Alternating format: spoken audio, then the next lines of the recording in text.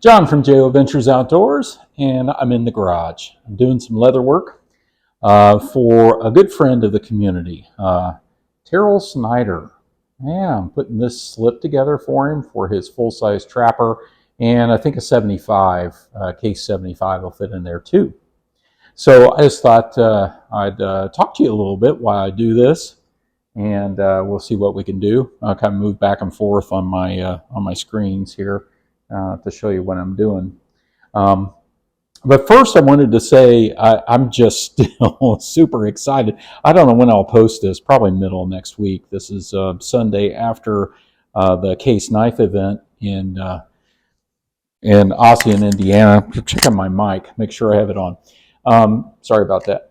So I'm not used to you seeing me when I'm seeing what I'm doing behind the camera. So anyway, went to the Case Knife event in Ossian, Indiana with Big J and with Radio Geek and with Byron Kennedy, and it was just a fantastic time. I didn't say enough about the hardware, Ossian hardware staff and the Case representatives, how much they did. That was just fabulous. They hit that out of the park. If you ever have a chance to go to a Case event, you need to. And if you're ever on the east side of Indiana, Ossian is just south of Fort Wayne. If you're familiar with some of the cities in Indiana, it's a little bitty town, but they had an incredible selection of Case knives for a small hardware store. I was extremely impressed, and they had a lot more at the event for some really good prices. I ended up just buying one. You saw that in previous videos. I love it. Even with, it's got a little fit and finish issues, but really, I'm going to use it. I mean, I just picked up another knife, and I don't think I'll show you right now, but it's pretty awesome. So I'll save that for another video. But that was at a flea market. But I thought I'd take you along as I finish this slip up. People seemed to like that last time when I did that, and so I will. So the slip is, of course, we've got it dyed and cut, and it has the belt loop. You have to do that first, obviously, because you're going to glue this. You're going to glue these edges together. So the next step is to mark the stitching line and use my stitching iron to make the holes for the stitches. And then we'll stitch it, and then we'll burnish it, and then we will treat it with sheen, which gives it the nice shine and protection. Then we'll treat it with Last Chance Knives leather conditioner, and then we'll be in really good shape. Then it'll be ready to ship off to Terry. I'll probably test it a little bit too on my full-size trapper just to make sure it fits. It might need a couple rivets. I'm not sure if this one's going to need a couple rivets. I adjusted the size from the last one I made. It was that green one. I think I showed it in the pocket dump. So anyway, I had to put rivets in it to make it hold the knife better. So what I'm going to do here is probably switch the camera around. So I'll be back in just a second so you can see what's going on. Then I'll come back to you. Okay, I'm back here on the tabletop view. Oh, you got a sneak peek of what I got. I just finished cleaning it up. More on this later. But it's a 94 OT. It actually might be a 194 OT, I think is the actual name, but I'll get back to you on that. But she cleaned up nice. Okay, so we're going to make a stitching line here. Now this is a little challenging with the camera. Let me get myself situated here.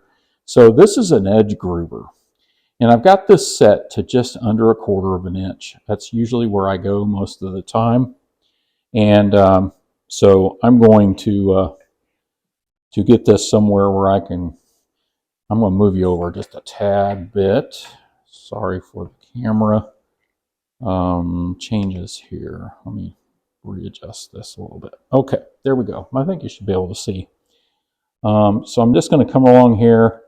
And the big thing about this is making sure this edge is very smooth. And I was working on that a little bit with this sandpaper.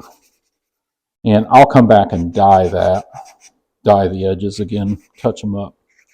I forgot that step. That'll be just before burnishing. So we're going to just make sure these edges are nice and smooth. Okay, I think we're good. I think Terry's going to like this. I got to get somewhere where I can get the full amount. So I want to get across there. Now I want to be very careful. It's going to be make a nice, smooth stitching line. There we go. That's good enough. Probably maybe go over that just a tad bit. Yeah, there we go. Yeah, that's good. I just need to know where my stitches are going to go. And so that's pretty good. This one's a little squirrely, but it'll all work out just fine. So we'll put that to the side. We don't need that. I'm going to have to work around the camera here. Now I use stitching irons to do this. And you want to get good ones if you do a lot of leather work. And I can't remember what these are, what brand, but I bought them at Tandy Leather. And they're just awesome. You want to make sure they're straight. And I like to make sure I got it facing the right way. Oh, there it is, craft tool. Yeah, craft tool. So making sure you got them facing the same way and that this is going to be straight. Because that's what you want. Nice straight stitches. So let me see if I can do this with the camera here. To be able to see where I'm at. There we go. Yeah, that looks good. So I'm just going to continue that. I'm going to put this last prong in the last hole. So they match up. Just going to pop it in. I don't have to go very far. And then I can do this, but I like to go in and I'll take my 2-prong. Pop it. There we go. I'm going to make the corner here. Do that. I'm going to come over here on the other end. And I'm going to match it up with the line over there. Get us going down that way.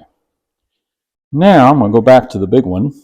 Now I sometimes have problems with this being crooked up here. So I like to start up here and get that in the right spot.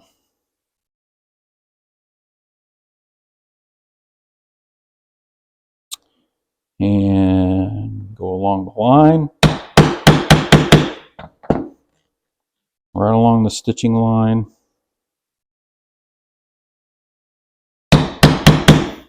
Looks like we're doing good.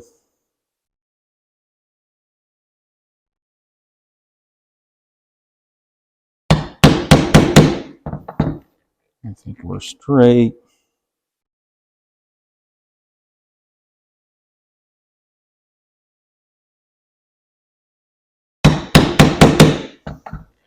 I've gotten them crooked many times, that's for sure.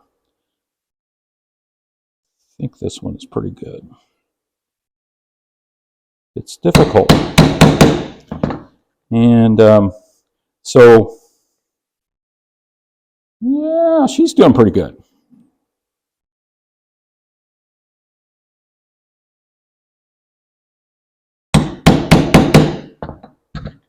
You gotta have your edges straight or you're not gonna have straight lines, that's for sure. Okay, so this might be a little tricky here. I think what we'll do, since we're not gonna match up just perfectly, we're gonna use our 2-prong and do that. There we go. There we go. That's pretty straight. Look on the other side.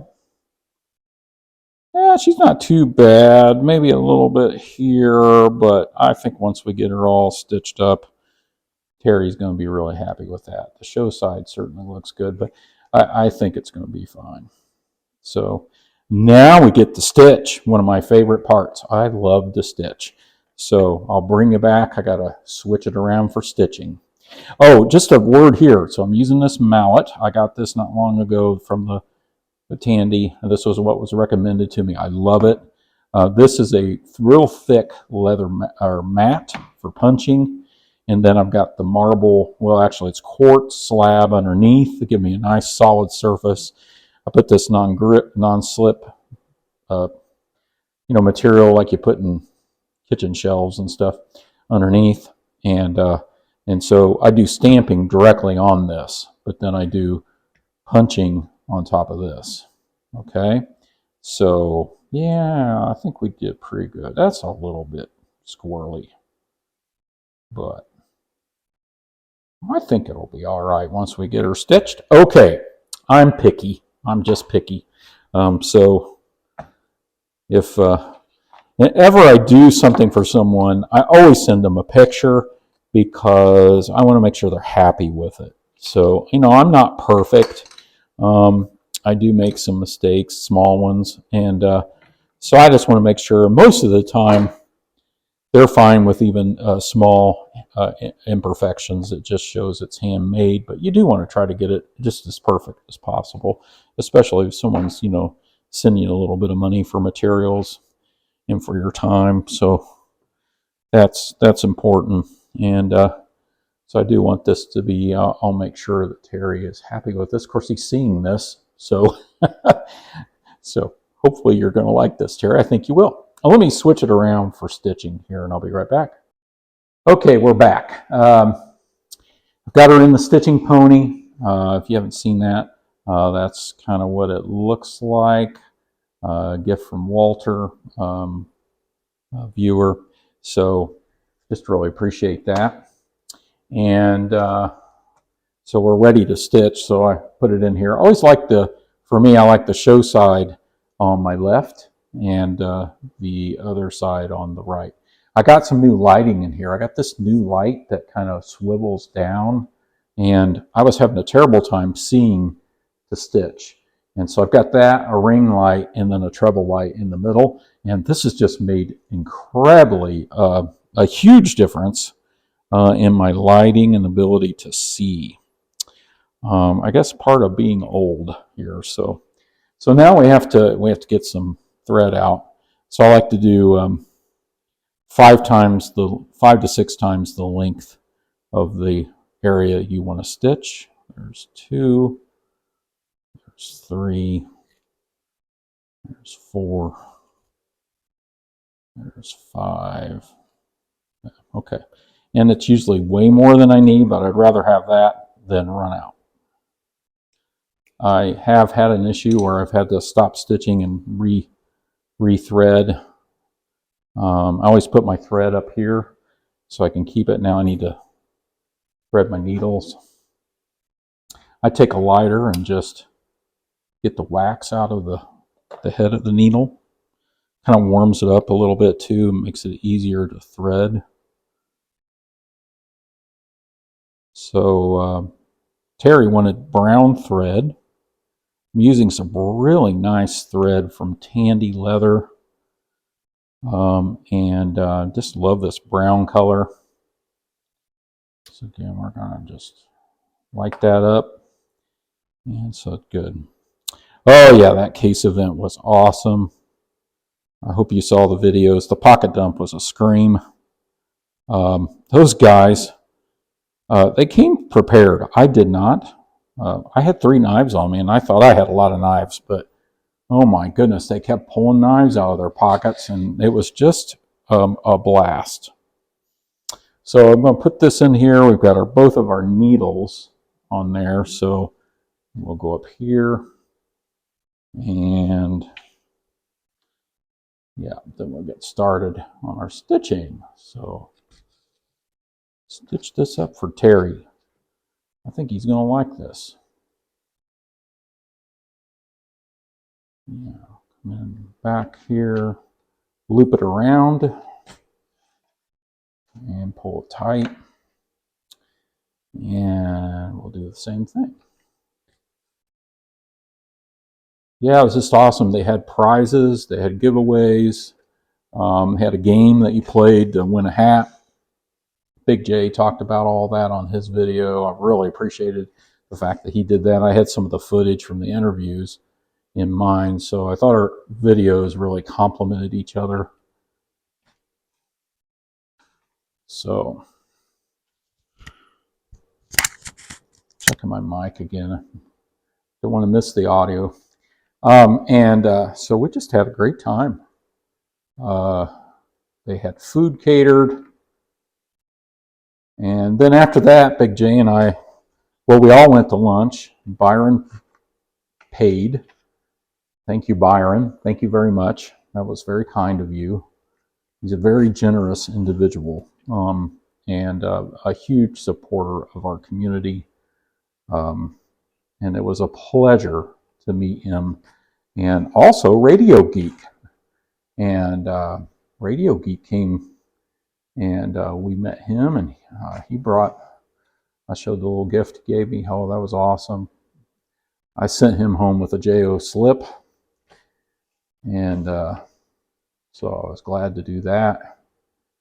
And so really a pleasure to meet these gentlemen. And Big J, I've been talking to him forever. And so it's great to meet him. But these guys, and Big J said this too, it's like you've known these guys forever. And you just sit down and start talking about life. And, you know, we didn't talk about knives the whole time. But, yeah, but we really just had a great time. So I hope you enjoyed the videos. And, man, that was awesome. So here we're going around the corner. Yeah, okay. Now I got to loosen up my stitching pony and flip this around so I got a better view, tighten this down. This stitching pony's made all the difference in my leather work. Walter just set me up. I've been thinking about buying one. You can buy them, but man, to have one handmade by somebody, I mean, someone I would consider a good friend in the community is just awesome. I get joy out of using this. And so that's really great. Yeah. Oh yeah, this is going to look awesome. This is a new color. I got 2 new colors of dye. It's a new color of dye, I should say. It's British tan. And man, it is just awesome. I just love it. I've been wanting to buy it, but I don't need another color, you know. And so I finally just broke down and got it. And I also got forest green dye. This is the forest green. It's on my Saudi slip. I don't know if you can see that with the light shining in your eyes, but yeah, there's the new JO Maker's Mark. I don't know if you can see that, but yeah, Sodbuster Jr. Mahogany bone peach seed jig. Carbon steel. I cut an apple with it last night. Oh my. So awesome. Between that and that old timer, which I accidentally showed you, it was a very good day. I also picked up the Roper Tumbleweed from TSC with Big J, and I'm thoroughly impressed with that. Although knowing me, I'll probably give that away to somebody. I don't know, but it is just really an awesome knife for the price. I think it was $14, $16 with tax.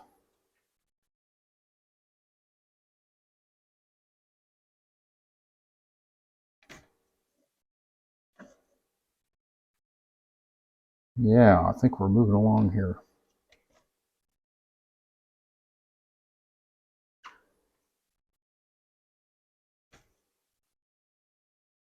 Okay, I'm going to finish this up, this section, and I'll bring you back on the back stitches. So hang on.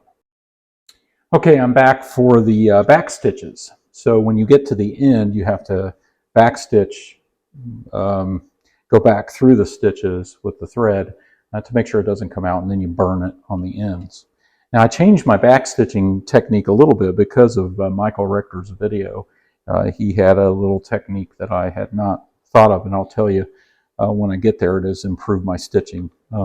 So thank you, Michael. He and I talk actually via Instagram often, and Sarah Denon, SD Leatherworks, we talk to about leatherworking kind of things, and Randy's WSG. I also talk with him about leatherworking. So we all kind of share ideas, and we're all learning. So yeah, so I'm just coming back through from this side now, from the right side instead of the left, and I'll come back through again. I'm going in between the stitches where the stitching holes were. This is sometimes hard to pull through, but with this thinner leather, this is 4 to 6 ounce. This is not 8 ounce, because these small sheaths like this, they don't really need 8 ounce. You could make them out at 8 ounce, that would be fine, but I just think it's thinner and lighter weight. So now my change is, instead of having an end on both sides to burn, I'm just going to come around here. I've done 1, 2 stitches here, and I'll do 3 on the left hand side, and I'll bring this needle through and cut it off, cut both of them off on the non-show side, on the back side of the sheath, and then I can burn it on that side, just melt them, and they're not showing on the show side. And that was from Michael's video. And so I'm just going to take a lighter and just lightly melt those threads on the other side. There. That's all you need to do. And now we can take this out. This is awesome. Now I probably want to go get my trapper. I guess I could try this. Yeah, I probably want to try a trapper in it.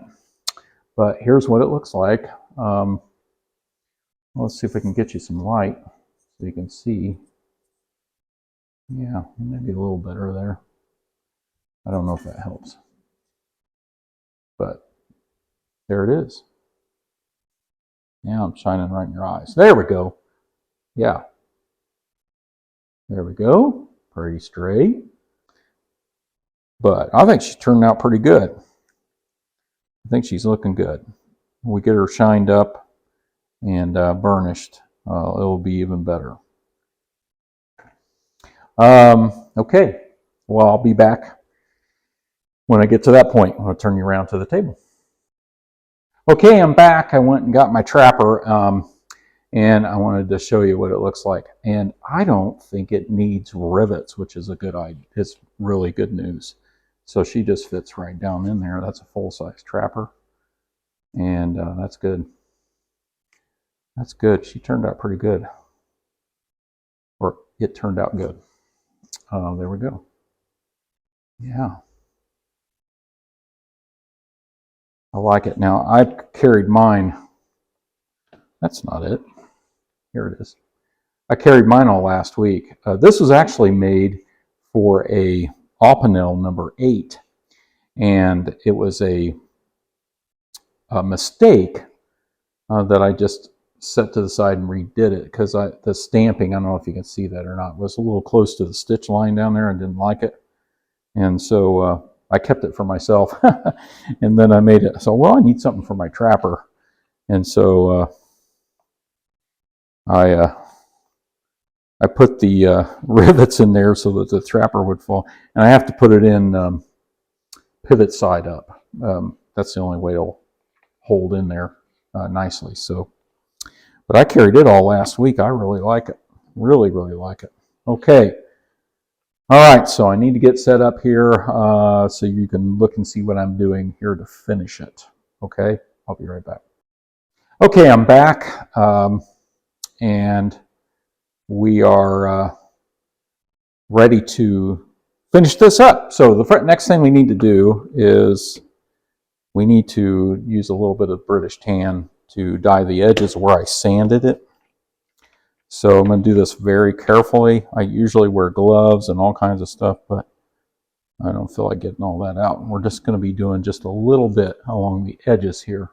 So you just want to just barely touch it and just come down the edge here just to touch it up. And that's all we're going to do. So right in there, and that's all. Yeah, I don't think I'm even going to try that, because if you get going on it too much, and close your die up right away. You don't want a spillage. If you go too much, then it's going to bleed into the leather work and throw your color off. Now I can just do a little bit of burnishing even when the dye is wet. I'm just using a burnishing tool. I'm just going to go along here. Creates friction, and smooths the edges. So melts those fibers into the material. And then we'll use some toconol. Yeah, toconol. Use toconol, easy for me to say.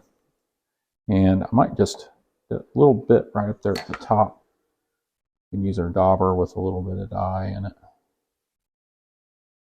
And I'm just getting it on the edge there. Do that to match. Yeah. I don't want to get too crazy with it. See, it's bleeding in there a little bit, but it'll lighten up. Should be fine. Should be fine.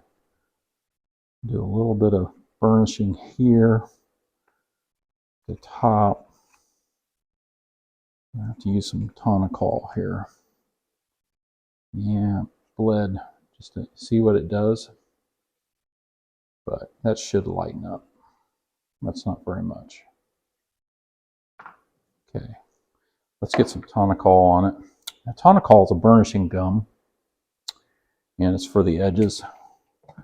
You know, to keep doing what I'm doing, I'd use just a little bit. I just stick my finger in there. Take it along the edge here.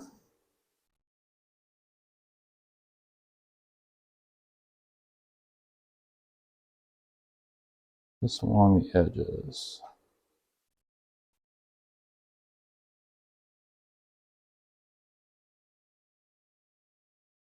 And sorry, I was working off to the edge there, so just a little more.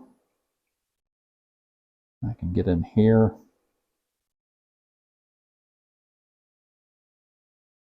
Use this.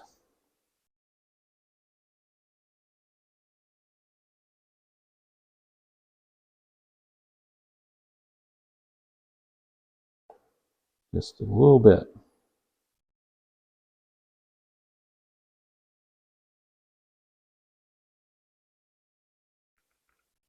I did some burnishing before I glued it together. That's a lot easier. But it always seems like I have to do a little more here at the end.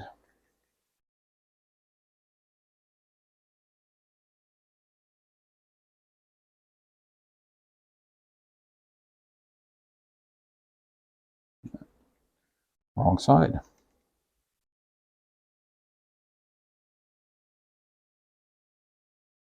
As the dye dries, it does dry a little bit lighter. So some of these areas that are a little dark will dry lighter. Okay. Another thing I like to do is come along and burnish the flesh end here where the belt loop is. I like to just come along and do this, flatten the fibers out. You don't want that. I don't like it to be too fleshy. It makes it smoother. See how it's got a shine to it? You can just kind of burnish it. Come in here, do that. All right. Hard to work around the camera. Do this. All right. That edge a little more.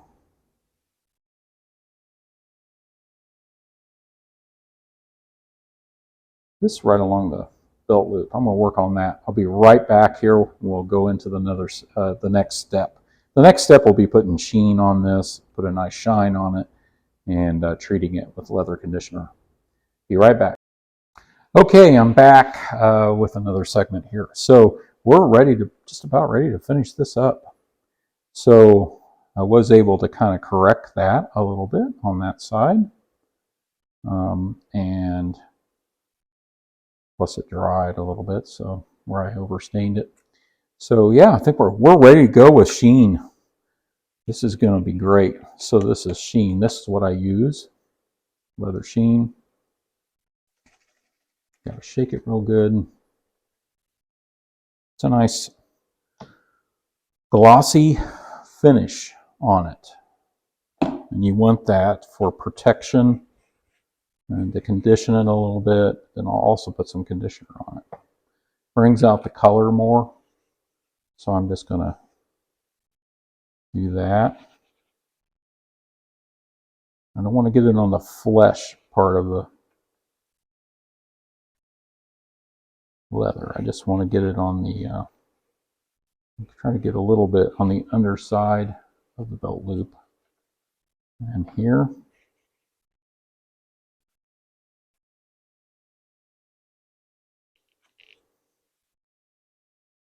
And just coat it down.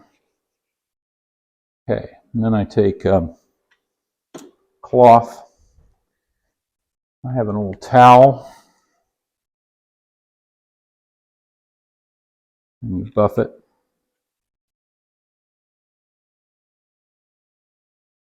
Get the camera a little bit here. Let me get over here. Let's do this. Pull off camera here a minute.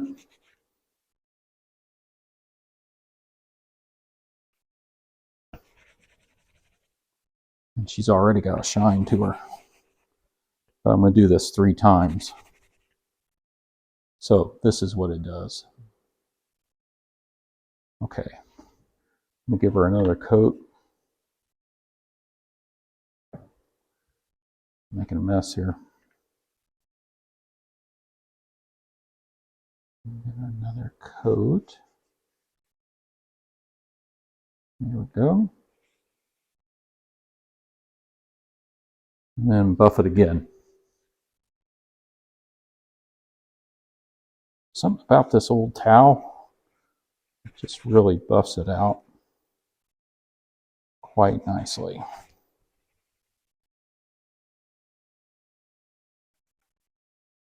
To the edges. There it is. Wow. Yeah, she's looking good. All right. Coat number 3. Hopefully this is not too boring for you. So, it seemed like I was going to say something else. Oh yeah, Terry Schneider, that I'm doing this for, has had some health challenges. So I'm really glad that you're feeling better, Terry. So there it is. And buff it again. Oh yeah. This British tan is just an awesome color. Let me close this up before I make a mess.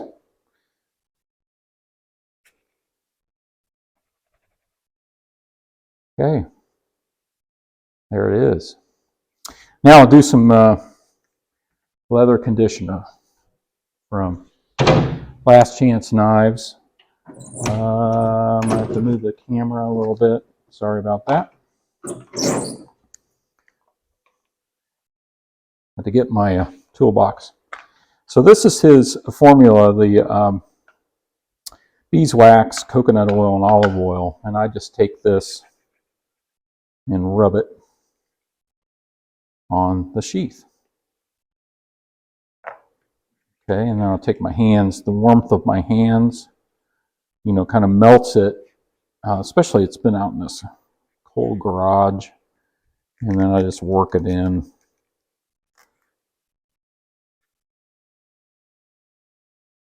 Get the belt loop. We'll get some up in the belt loop. This will keep it from cracking, drying out. It'll also improve the shine a little bit. It's getting down in the stamping here. Let me, yeah, there we go.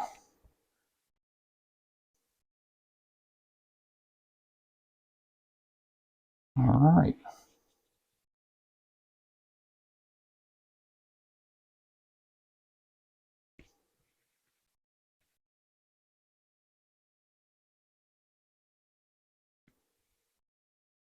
Okay. Hopefully this video is not too boring. How many times have I said that? Okay, there we go. So now we'll give her another try here with the trapper. Oh my goodness. It's a perfect fit. He wanted the bolster. It's a lot easier to get this one out compared to mine. Yeah, it's going to hang a little bit lower on the belt. Ideally, that belt loop would be just a little bit smaller, but I think it'll be fine here. There we go. There's the finishing touches. And got his initials on there. And thank you for hanging in there with me on this one. I hope this was interesting to you, and I'll do some editing on this probably to shorten her down. But thank you all for watching.